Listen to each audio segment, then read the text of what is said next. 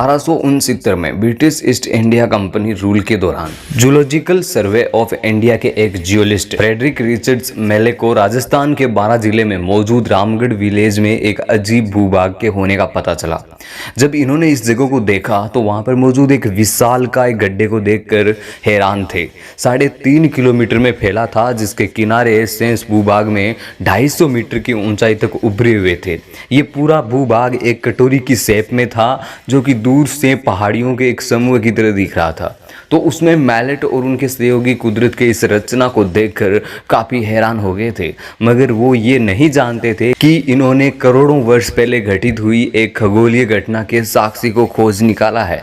आज के इस वीडियो में इस घटना के बारे में जानेंगे, कुछ रोचक बातें। लेकिन आगे बढ़ने से पहले अगर आपको ऐसा कंटेंट देखना पसंद है तो हमारे चैनल को सब्सक्राइब करें, क्योंकि यहाँ पर इसी तरह के नॉलेजेबल एंड फैक्ट वीडियोज आपको देखने को मिलते हैं। आज से 16.5 करोड़ वर्ष पहले पृथ्वी पर डायनासोर का राज था। इस पर मिडिल जुरासिक पीरियड के टाइम महाद्वीप टूटकर बिखर रहा था और इंडियन कॉन्टिनेंट यूरेशिया की ओर बढ़ रहा था। इसके अनुसार इसी में एक 30 से 40 डिग्री के एक उल्कापिंड ने राजस्थान के रामगढ़ इलाके में टकराया।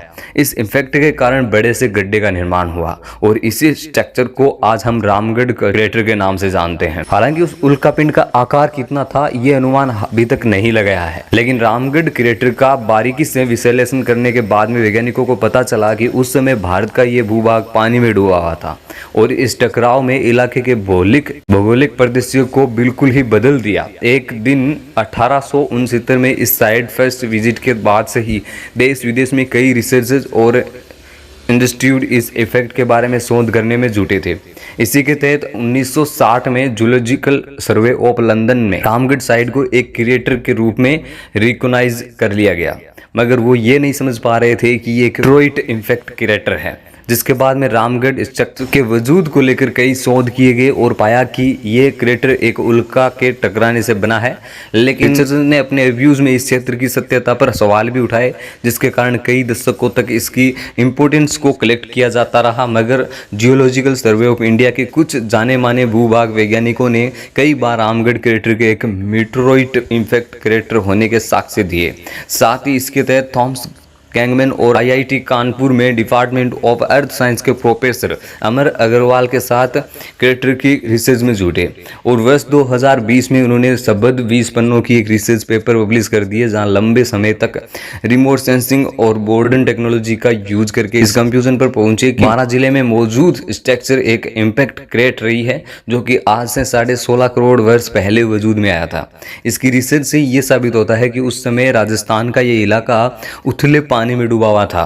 दोस्तों, थॉमस गैंगमैन एक जाने माने जियोलॉजिस्ट है और वर्तमान में जर्मनी के यूनिवर्सिटी फ्राइजबर्ग प्रोफेसर के तौर पर अपनी सेवाएं दे रहे हैं। इस रिसर्च के कुछ समय बाद ही टीम डाटाबेस संस्था को रामगढ़ क्रेटर को संवैधानिक मान्यता दे दी। उसे पृथ्वी पर मौजूद इफेक्ट क्रेटर के रूप में रिकॉग्नाइज कर लिया गया, जिससे रामगढ़ क्रेटर लो ढाला क्रेटर के बाद भारत का तीसरा और राजस्थान का पहला संवैधानिक मान्यता प्राप्त क्रेटर बन गया।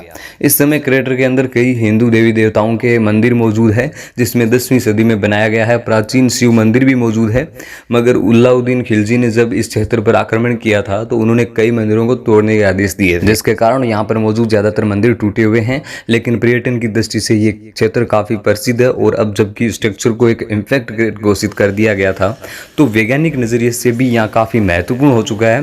दोस्तों, वैसे तो भारत में कई ऐसे उल्कापिंड गिरे और वहाँ पर बड़े बड़े गड्ढे हुए, मगर साइंटिफिक कम्युनिटी की तरफ से अभी तक ग्लोबल एक्सपेंट नहीं मिली है। तो दोस्तों, इस वीडियो में बस इतना ही। अगर आपके मन में कोई सवाल है तो कमेंट में जरूर करें, हम आपके सवाल का जवाब देने का प्रयास करेंगे। Thank you for watching.